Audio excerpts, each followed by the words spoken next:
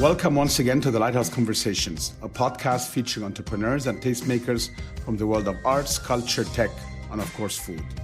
I'm Hashem, founder of the Lighthouse. Buying groceries is one of the few lifelong commitments we have without much choice in the matter. And more than a third of a household's disposable income is spent on buying groceries. And yet the industry has typically been a laggard in adopting technology, as I'm sure you have realized. It literally took a pandemic for many local chains to even offer an online option. So in 2016, Amira Rashad decided to tackle the issue and append traditional grocery purchasing to add convenience, technology, and the option to buy in bulk, taking a leaf out of the Costco model in the US. I literally had physical withdrawal symptoms from not having Costco here. You're a big Costco fan. I'm a very big Costco fan. I just really like the value proposition, the fact that you can, close your eyes and rely on someone procuring quality stuff at a good value for you in return for buying it in bulk, pretty much. And I looked around and there wasn't any bulk provider here. And when you really, being the consultant or analyst that I am, I kind of look back at why is that? You've got large families in the region. Why isn't anybody selling in bulk? And it really came down to the infrastructure of the retail landscape in most developing markets. It tends to be extremely fragmented. Yes. So 70% of the number of outlets that actually sell groceries in developing markets, and it's not just in the Middle East, are mom and pops in here, bakalas, so to speak. So these guys neither have the cash outlay nor the space to be in the bulk business. But even when you migrate up the sort of the totem pole, so to speak, to what they call the modern trade, your hypermarkets, your supermarkets, and so on, they also had a different dynamic from the big box dynamic that exists in the US. And it is as such. In the US, big boxes are more often than not on the wrong side of the train tracks. So, you have to be in cheap real estate in order to afford the warehouse.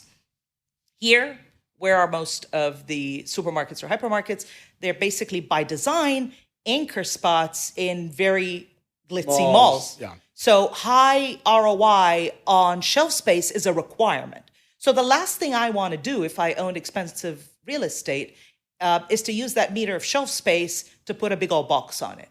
I basically want to take my meter of shelf space, chop it up into 10 different slots, and charge you a listing fee, make money that way, and basically sell smaller configurations. So therefore, bulk went by the wayside, or rather never existed in the first place.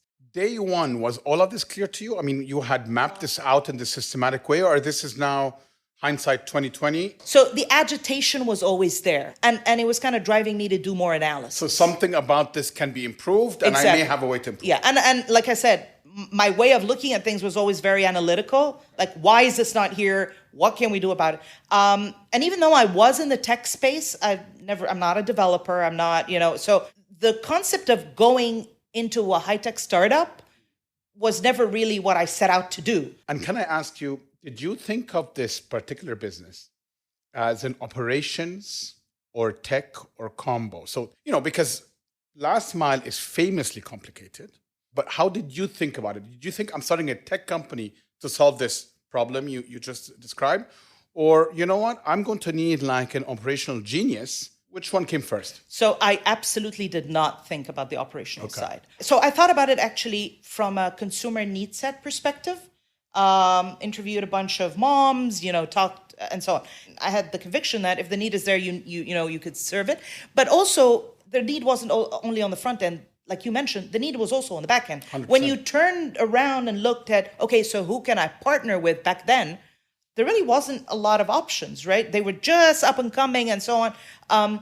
And there were a lot of things about this particular segment of the market that were completely, e-commerce wasn't new, but grocery has always globally been a laggard coming into the tech space. And famously something that was very difficult to figure out. I mean, it took, in my days, I spent some time in 99 in a startup in New York called Cosmo.com.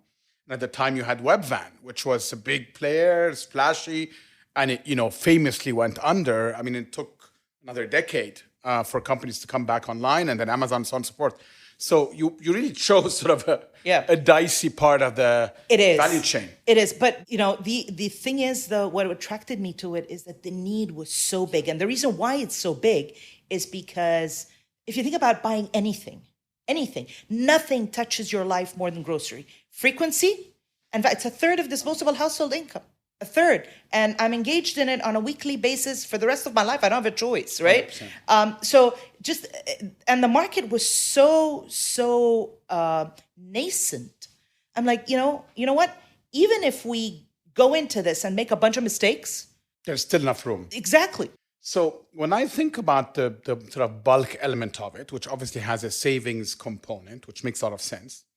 But then I think about the people that have space, because that requires space ultimately. So if I live in a small apartment, it's not very likely that I'm going to buy too much in bulk. I don't have the storage space. If I live in a villa, I do have the space. But if I live in a villa, it's also likely that I may not be as cost sensitive.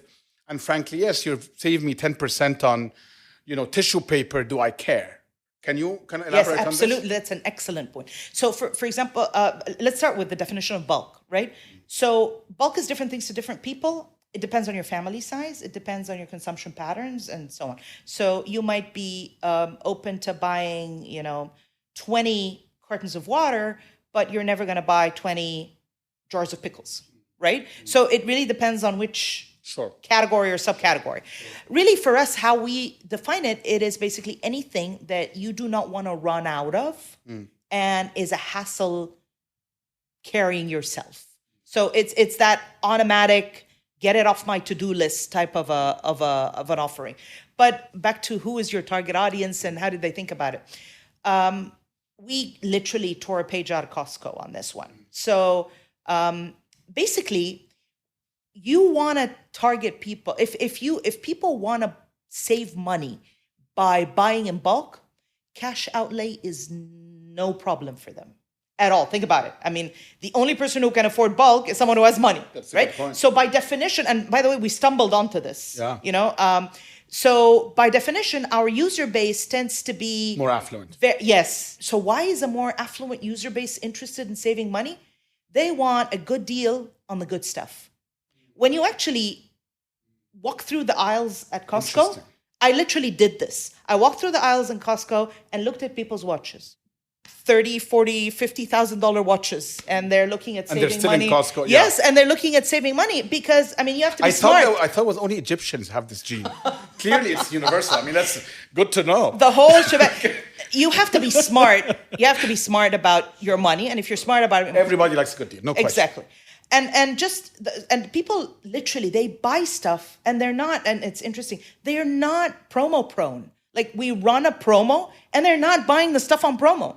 They're buying the stuff that they want to buy, and it tends to be a premium stuff, but they want that extra 10%. Yeah, they get 10%. Exactly, right? That's how they want to see it. No, that makes a lot of sense, actually.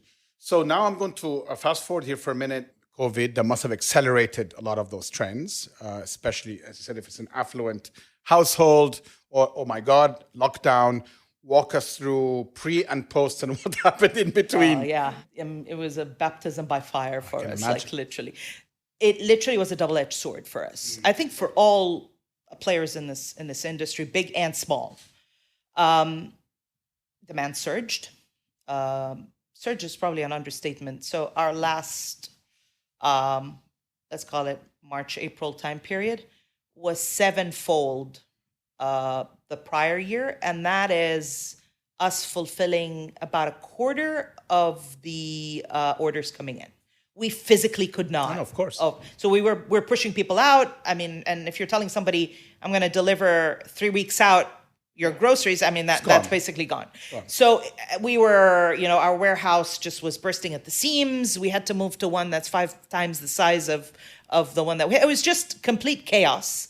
Our systems were not ready for it. Our people, and when you add to that the whole dynamic of the quarantine, so even if you wanted to hire, right? Like, where are you going to hire? How can you move your people to the warehouse? They have to have special passes. So in order to get to a new warehouse situation where it was actually working, you had to buy shelves. We were essential employees or essential workers, so we could move around.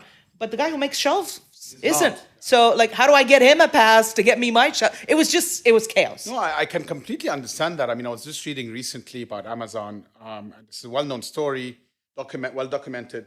For years and years, they used to get the Christmas, kind of rush, I guess Thanksgiving and then post, and everybody, all of corporate would have to go and be picking and packing. And they did it for years. And every year they would vow that this is the last year this will happen. Next year would be, and they wouldn't be. And that took 5, 6, 7 years. And that's Amazon, literally 5, 6 years, until they hired this guy called Jeff Wilke, apparently, who just retired now or is retiring, who came from a completely operational kind of Walmart type thinking and changed fundamentally, re-engineered the way they were doing this. So I'm just trying to say that I think no amount of preparation, if you had that or you didn't, would prepare you for something like that. I mean, even Amazon. So I was in the States when and the latter part of this exercise was happening, and you couldn't get anything on Amazon for like 3 weeks. Ocado in the UK literally closed down the operation for weeks until they figured out, here's how we're going to address this. So demand is great. I think that fast-forwarded behavior across the board globally, which is something we're very, very appreciative of. But then again, it kind of fast-forwarded the need for that learning curve to be where it needs to be, especially operationally. And that is still very, very painful. And how has it been from the March, April kind of peak post-lockdown to today? I mean, give us a bit of a sense. Have things normalized a bit? You probably caught up a bit on your side as well. If I would go today on Bulkwhiz and make an order, how long would it take? You get it the next day. The next day. Yeah. Well, I have to say, so demand kind of stabilized because there was a little bit of panic. Exactly. But we've noticed that a lot of people who have explored, like, for example, new users have started to kind of become more regulars. Those who existed before, we've noticed they have expanded the breadth and width of their baskets, right? But at the same time, there are so many more players in the market that you now have to stand for something. You now have to be, in the past, maybe the last 2 to 3 years, you just had to exist. Yeah, and right? you were asleep. Exactly. So that was my next question. I mean, you are competing some ways today with the Carrefours of the world who all woke up. These are giants. You're also competing with the Instacarts and Kitopis that are giving me some things, not obviously in bulk. But so it's actually interesting that you should say that. We actually don't think of ourselves as competing with InstaShop and Kitopi. Okay. InstaShop, sorry. Because the type of the need sets. Yeah. So fair enough. I have a family of 4 people. I have a main cart need, and then I have a top-up need. If I was single, I'd buy everything from there. They are top-ups. Exactly. So they're either main cart for single or just couples, single people or couples, and top-ups for the rest of us. But Lulu, yes. Carrefour. So Lulu, Carrefour, absolutely. And then where that kind of takes where you differentiate yourself there is on service and positioning, targeting, assortment, whatever. I mean, I don't know if you're familiar with Boxed in the US. Yeah, of course. Yes, it's interesting because I know the founder, and we've had several. We've actually visited their operation in New Jersey and so on. And he was telling me that in one of their focus groups, this lady literally came out and said, "I buy from you because I don't want anybody to see a Walmart box in front of my house. I'm not that person." Right? So I want to be associated with that kind of lifestyle. Aspirational. Exactly. So there are so many different reasons from a service perspective or otherwise. Yeah. When you're looking at those competitors, I mean, these are ferocious, very deep-pocketed competitors. How do you look at your business if you take a snapshot today? So when you actually look at this industry, third of disposable household income, massive, almost maybe $200 billion in the region, grocery. The penetration of the online space is, single digit at best. It's the equivalent elsewhere. You're talking about 20, 25%. So if everybody who exists today grew 5-fold, right, we're going to be where others are today, which is a very kind of nascent state. You're saying the market is large enough. Now, it's large enough, 1. 2, there has to be a consolidation, and we're starting to see it. We're seeing Delivery Hero buy InstaShop. So that's happening in parallel. So really the play is as follows. Can you identify a user base? Can you serve them immaculately? Can you guarantee that you're growing them profitably. Oh, that's the other thing, which we should probably talk about, the dynamics of a startup pre and post-COVID. And what you really should be focused on. So in the past, most startups used to look at their top line and grow at any price and so on. Now it's about how can I execute flawlessly? How can I delight my user base? And how can I start making money? Because if I don't, I'm not going to have much of a cushion, right? So that's the game. I want to be able to do that, identify my user base, differentiate myself in their eyes, and grow that profitably. That's basically the game. Are you seeing more pressure from your shareholders on that and on the profitability aspect versus before grow? Absolutely. It's the number one mandate right now. Even if you're growing at, whatever. Let's say you're growing at 3x. It is here and now the focus on profitability. If your unit economics don't make sense, you're out the door. So I want to understand a bit of the dynamic. If you were completely self-funded today, would you have done something differently? I'm just curious because it's an experience I went through as well. When we started this, I was just mentioning you earlier, 4 years ago, it was self-funded. And at some point, we brought out one external shareholder, essentially. We have a few friends and family, but one main external shareholder, let's say, more institutional. And the idea was to instill a bit of discipline. Not that we felt undisciplined, but I felt the need to have a board, almost kind of put yourself in that frame of mind. Now, we're very, very lucky with our shareholder. It's someone that is very, very much aligned with us in terms of how we think. But I would imagine if they weren't, they could be also telling me today certain things. Hashem, for example, you need to know, why are you expanding? Make sure this is happening first. So there's no question in my mind, to your point, that discipline is a huge part of what external investors bring in. Absolutely. I think that the thinking across the board in the VC, from VC investors and most others, was grow. Until I think the kind of the tipping point was not COVID. It was before COVID. It was WeWork. In 2019, WeWork, a co-working company based in the US and expanding globally at the time, was found to be suffering tremendous losses while trying to file for an IPO. It led to them cutting their valuation down from $47 billion to $10 billion, aside from their CEO, Adam Newman, resigning and then laying off over 2,000 employees. What WeWork's story did was expose the perils that came with a purely growth at any cost mindset while ignoring profits, and for analog companies to be masquerading as tech businesses to boost their valuation. Many predicted the doom of tech companies. So that's when I personally started getting that pressure. But there was still a belief in the growth priority, so to speak. COVID just signed and sealed the need for profitability. Because not only, it wasn't just a matter of an ask from investors, it was also the entire value chain changed in structure, right? So I was in a world where I bought things on consignment or credit because that's how the value chain worked. Overnight, that got completely disrupted. I remember this, I'm never going to forget this. I was on the phone with the COO of one of the major distributors, if not the biggest distributor in the region. I need cash. He's like, I've never had to go fight for product using cash. Yeah. I have to spot buy in the market. I've been in this business 30 years. And we are seeing this too. Yeah. 100%. It's a strange dynamic and a lot of people got burned. And again, people don't realize, of course, your business, to some extent, F&B is similar. These are not very big margins. So they're thin margins. So the efficiency is so important. And cash management and cash flow management is such an important part of how you get to a positive cash flow cycle.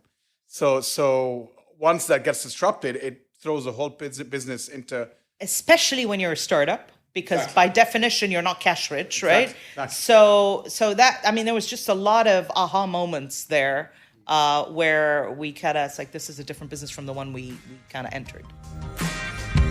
So I was doing a bit of research last couple of days, and I want to just start with a quote. Sure. You were, I think, narrating a story and telling that you were told by a number of people when you were starting this business, I'm going to quote, your husband does well, you don't need to succeed, unquote. I find that very interesting. Not surprising, but interesting. You went to Harvard Business School, you've done a whole number of things, but yet you were still getting that kind of comment. Explain to me how you reacted to it. how did you just unpack that for me a little bit from your perspective? Sure. So this was at the very, very early stages. I was still kind of, like I said, peddling my pitch to angels. Yeah. And this particular gentleman, very successful sort of owner of multiple businesses, loved the concept, bought the deck, bought the whole thing. But, as you know, when you're at the angel stage, you're buying the entrepreneur more than anything else. And I didn't think for a second that he questioned my capabilities. It was more about my intent. He actually told me later that he asked that question because he questioned my intent versus my capability. So he thought this was like my little retirement project. Sure. Like, I don't want to work for corporate anymore. Let's start a little store, right? That's basic. And he wanted to know how serious I was. And he translated financial need as the only driver for seriousness. You think you would have asked your husband the same question? No, absolutely not. Absolutely not. Absolutely. So and my response was instantaneous. You're not investing in my husband. You're investing in me. Like, it's like, and I'm probably going to deal with you more often than I deal with my husband at this point. So if you're not comfortable with that, that's your thing. But and he ended up investing. I actually got his permission before using that quote in the HBS case, but because it is real and it was a genuine. 100%. Yeah, it was a genuine. I didn't take it as a bad thing. Yeah. Just kind of imagine as you're coming in, talking to angel investors of all the questions that comes in. And of course, I had to kind of ask, whether your husband would have received the same. I'm sure, or me, probably not. Yeah, probably not. I would have not been told your wife is well off. So why on earth are you doing this? There were a lot of interesting occasions where being a woman kind of changes the conversation a little bit. And there were all sorts of things that I did kind of to navigate the process. So I know this is going to sound very weird. I think it's mentioned in the case. I purposefully, for a period of about 6 to 8 months, did not dye my hair. I let the gray roots show because it showed gravitas. It showed that I wasn't, vain or I wasn't whatever it is. And I wanted people to really think I was serious. And instead of just walking in and saying, I'm serious or take me seriously. 100%. Here I am. I'm working hard and, my sleeves are rolled up and I'm not dyeing my hair. I completely understand. I mean, the amount of ink spilled on Hillary Clinton's hair while she was running for president, honestly, was more than any of her policies. It's ridiculous. This is true. Or what she's wearing. There she goes again in fuchsia. I mean, so this is. I completely understand. Just for context, what Amira's referring to is a case, a Harvard Business School case that was written about you on Bulkwhiz, which I've read with your permission. On that, just to kind of stay with that, HBS itself is a place that, I happened to go there a few years after, and so I'm familiar with the place, that also is sort of testosterone fueled. A number of, I don't know about the specific jobs you were in, but the companies you were in were certainly very male dominated in your previous life. So talk to us a little bit about how, now being your own boss essentially, have you still seen this coming in? I see it in the corporate world all the time. We all do. Was the gender point an issue when you went to talk to suppliers or distributors, or and if you did dye your hair at some point, did that make any difference? So I just want to stop for a second at the statement that you just made or the comment that you just made about me being my own boss. I've never in my life as an entrepreneur had more bosses. Mm-hmm. Everyone's my boss right now. That's true. So my investors are my bosses. My employees are because you're selling constantly. You're selling to everybody in 100%. The potential, the whatever. So as an entrepreneur, and you know this as well as I do, there are no titles. There's no structure. You're basically what you make out of yourself, and your chances are what you make out of life, right? So you do that through networks. And by design, networks are gender biased, correct. Right? 100%. Not necessarily because people are against you in any way purposefully, but it just is. I'm gonna invite my chum or my buddy to play golf or whatever, and in many cases I don't notice that hey, Amira may or may not play golf, or Correct. Amira may or may not play squash, or maybe whatever it is, right? I actually happen to play squash. So you just have to be more purposeful and more structured in digging the right channels to people to create those networks.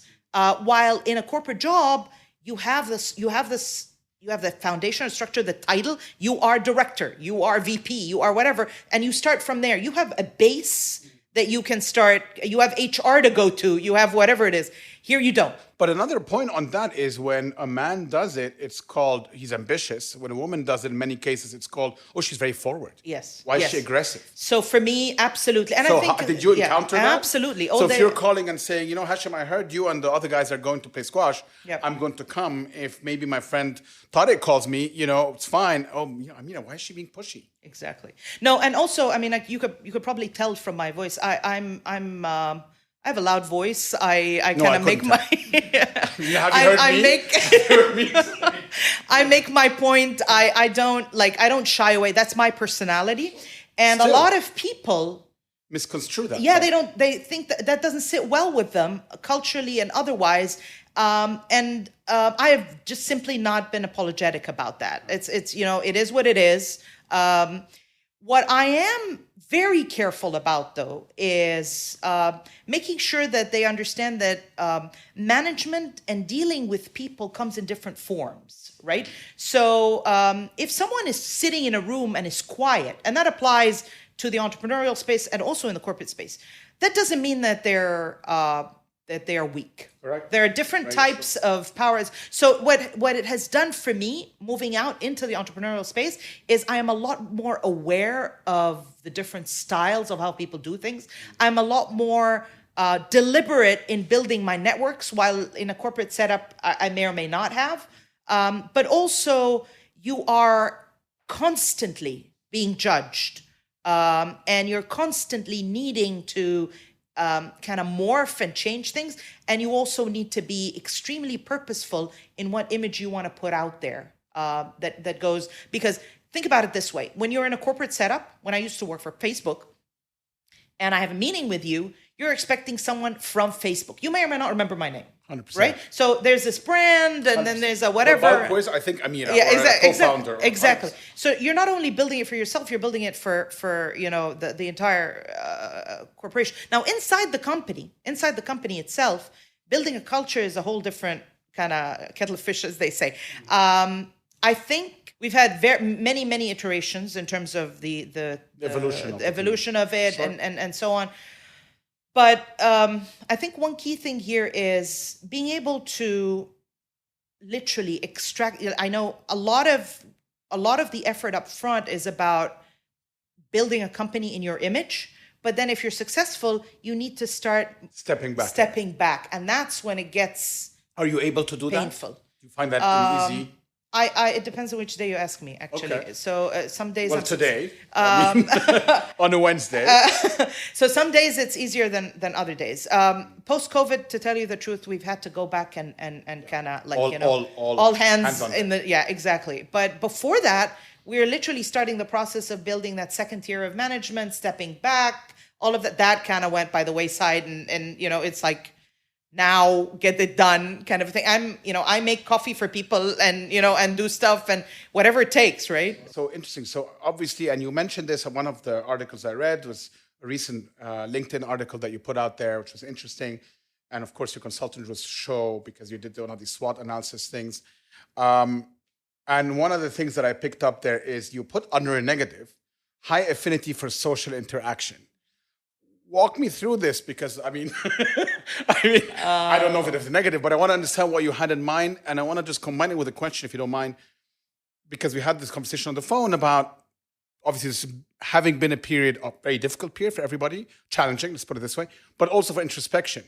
So this felt like a result of that, but why did you come out on that side of seeing this as a negative, quote unquote? Two aspects to it. One is physically. So I like to go out with people and do things, and you can't do that with COVID. It kind of, being stuck. But that's the obvious one. The not so obvious one is I'm the kind of person who thinks better and analyzes better when I bounce things off of people. In conversation. Exactly. Yeah, Some people like to sit in the corner 100%. and pontificate. I don't. Why did you highlight it as a negative?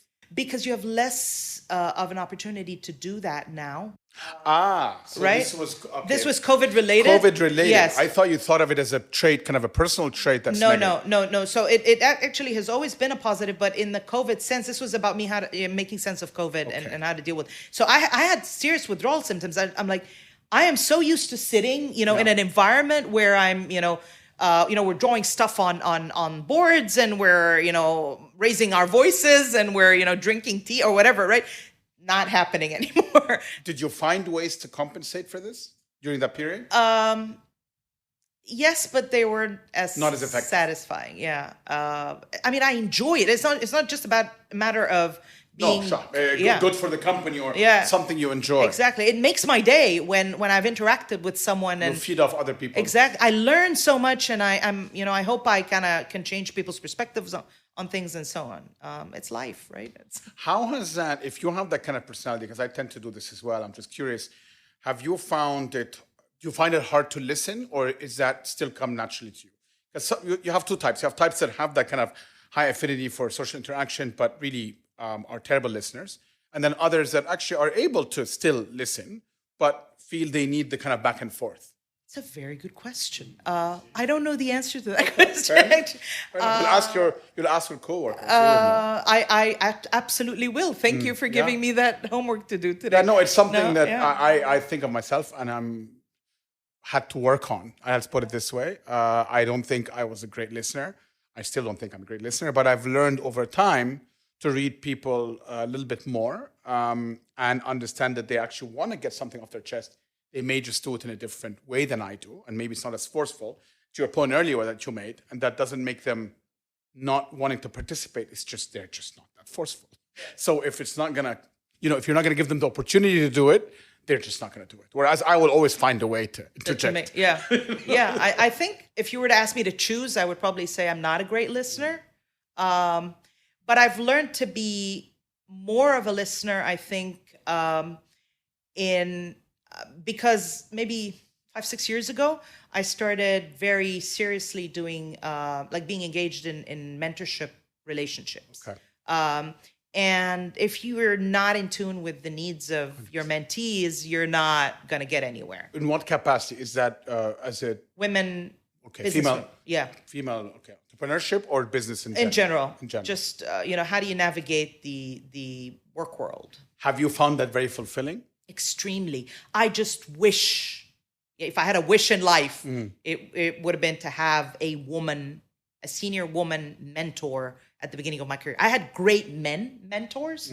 Actually, one of them was the head of the president of PepsiCo for the region, who I don't know why, for some obscure reason, took a liking to you. When I was 22, 23, and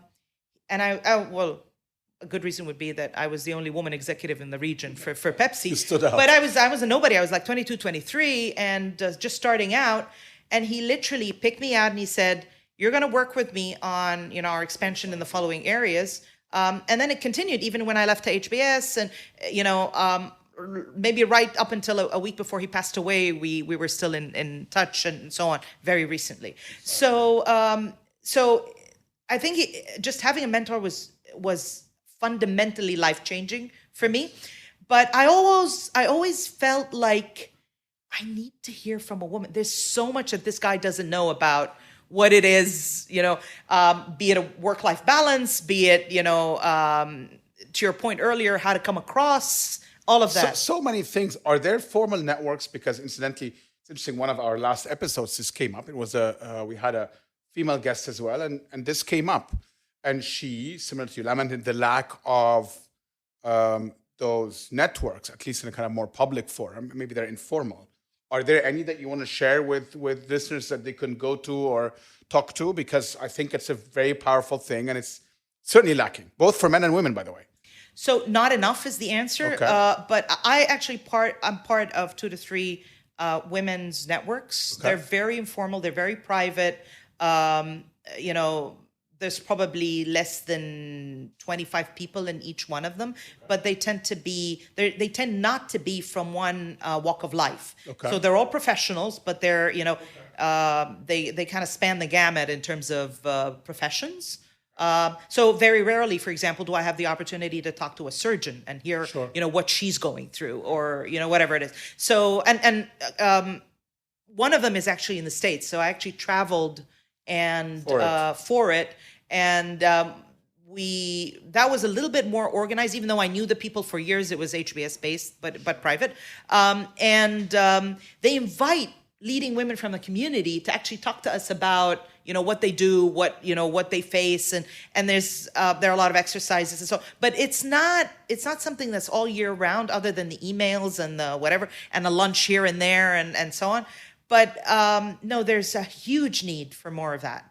No, I 100% agree with you. And I'm growing up in my career, did not have many mentors, in finance especially. I mean, when I started in 97 at Merrill Lynch, first of all, there weren't many Arabs, frankly, in New York on a trading floor. And even if they weren't Arab, it could have been. So I did not have that for a very long time. And so funnily enough, similar to you, but for different reasons, I also take that very seriously. So I try to mentor formally and informally a whole number of people over the years, through formal programs and informal programs, because I fully recognize that need.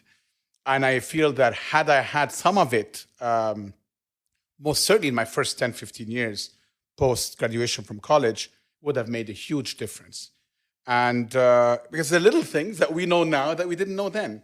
We're trying through this podcast and other ways to build a bit of these informal communities so people can at least reach out to you or to me or to anyone with that need, because there really isn't enough of it, for sure. And especially because they're also on the female side, there hasn't been that much collective experience, to tell you the truth. I mean, women have been, yes, working, but not sort of in corporate setups or whatever, especially in the region for that long, and certainly in the startup world. That's just so. So I actually work with a couple, 2 to 3 sort of younger entrepreneurs who I could literally tell them, here's what I went through. Do this, do not do that. I mean, it's as simple as that. And I, by the way, also speak to others who have been kind of down the path and ask the same questions and so. So on your Twitter bio, you identify yourself as a basketball mom. Yes. I actually thought it was just sort of like a soccer mom term until I realized that your son actually plays basketball. So it wasn't like soccer mom. It was like actually basketball It's real, mom. yeah. So walk us a little bit through that, having one, both are boys, right? Both boys. So one son that was, I suppose, with you through this lockdown period, this whole situation, and then another one that's in college. And if you go back a few years back, when you were starting your business, your husband was starting his own business as well. Then you have 2 young children in the house. I mean, how do you manage? Badly. No. Is it by being very disciplined in terms of time and all of that and scheduling? Or is it sort of, you know what, it's going to be chaos for the next couple of years. Come what may, let's just embrace it. I actually don't think that you can be that disciplined with younger children in the house. They kind of drive their own agenda. Yes, you can have some structure, but discipline is kind of a step further from that. And I think the biggest aha moment for me came when I realized that, I do not have to keep all the balls in the air all day, every day, right? I can drop a couple, and if I can choose which one to drop, then I'm ahead of the curve, right? Like today, I'm not going to make it to the basketball game. Or today, we're having takeout. Or whatever. Yeah. Just at least that gave me a sense of control. Hey, there are 3 more balls in the air, or 4 more balls in the air, or whatever. Do you declare the balls that are going to be dropped ahead of time? So you're like, guys, I'm dropping the food ball today? Or yes. you just... I do. Okay. I do. So I think a key part of not going to the game is telling him in advance. Okay. In some cases, they were elated when I told them, because I tend to be very loud there as well. I kind of scream from the sidelines and tell the ref what I think of. You're one of those. Oh yes. Moms, okay. It's like, what do you mean you didn't see that? Oh God. No, okay. You just can't. Good to know. No. I mean, it's so both my kids have been playing since they were 5, and when you do it in the States, you're you're driving to travel games. It takes over your life. It becomes 100%. Your life. So what brought them into basketball? Just out of was it a family legacy, or was just one is 6'8" and the other is 6'6"? So height, pretty much natural. Yeah. So they just loved it, and we encouraged them, obviously. But my point here is, if you choose to immerse yourself in something, aside from work, right? Traditionally, the way I was taught to look at it, which is completely wrong, is you need to manage them, you need to balance them, you need to make sure they're each independently okay. Could not be further from the truth. Really, where I was able to make peace with this whole process is merge them together, take your conference call outside of the game and then go in. Talk about the game at work. Talk about, try and get a new client at the game. Just be you, kind of a thing, because that's what worked for me. Like, if this whole idea of compartmentalizing your life was very painful to me. So how to define to me how you think about hybridity, because it's something I had to deal with to some extent. And when I look at even the kind of things I'm interested in today, we talked about the Lighthouse earlier, in many ways, it's very hybrid. It reveals to me, at least, kind of a hybrid identity in terms of the things I'm interested in. And they are a combination of my upbringing, grew up in Egypt, I was in German school, and then going to the States early, and so on and so forth. You are also a bit of a mix in the sense that you grew up, if I understand correctly, in Kuwait for the most part, but then you obviously spent a long time in the States. But you also went to Egypt for college, which is very interesting. I want to hear a bit about that. I mean, because you were Egyptian, obviously, but hadn't lived in Egypt. That must have been, I'm going to put it mildly... culture shock. Yeah, culture shock. So I'm a bit of a hobo, actually. So I grew up in Tanzania, Kuwait, London, went to boarding school in Switzerland for a while. Okay. Just a combination of different...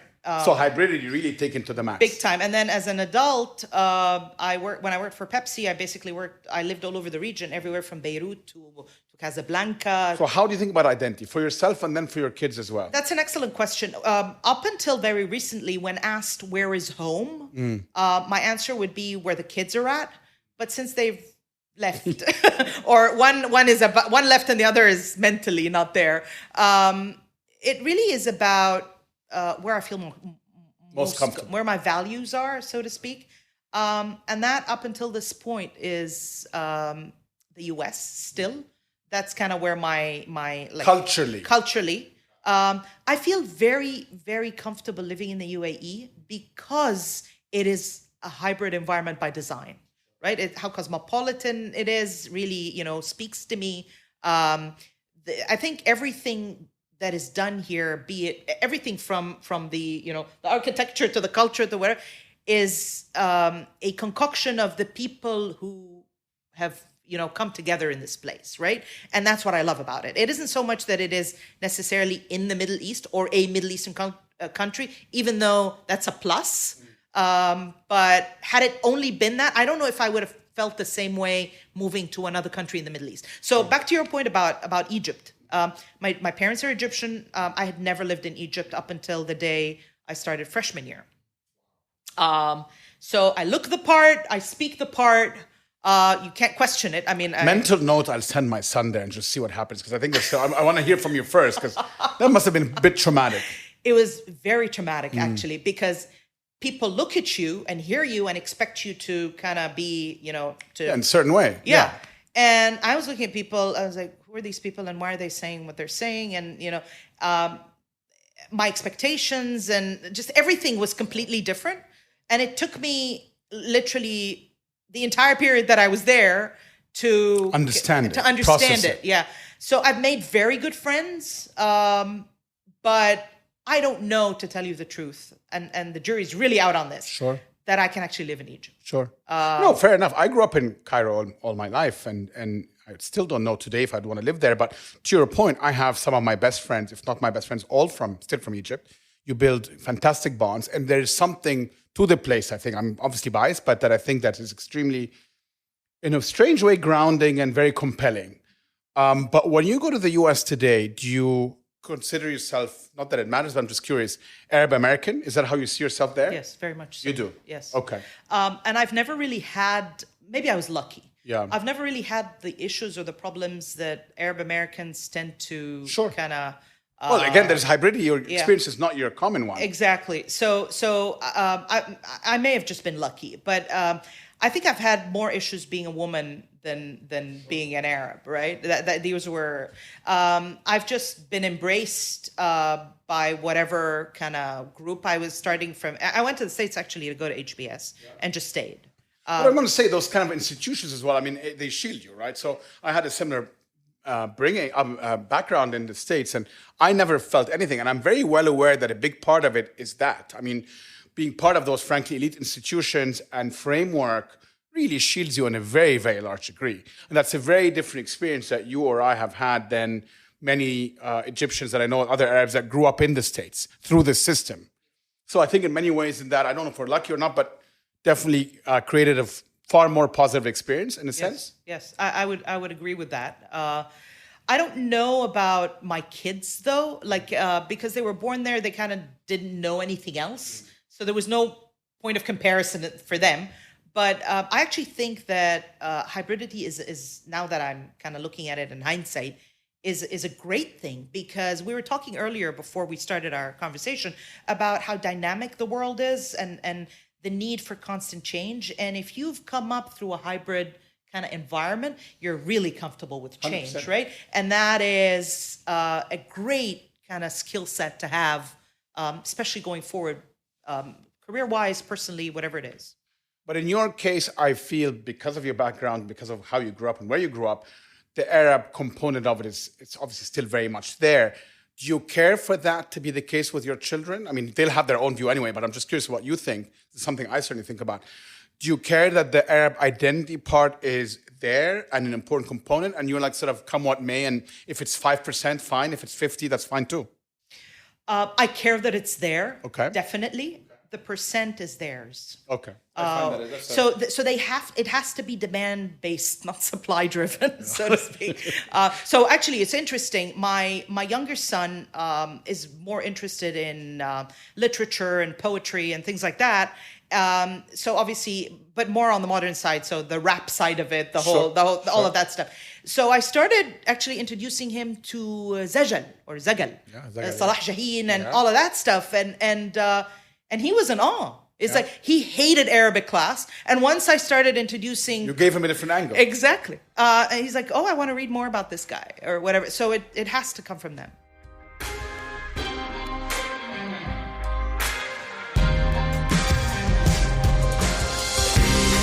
Thank you for joining us on the Lighthouse Conversations with me, Hashem Montasser.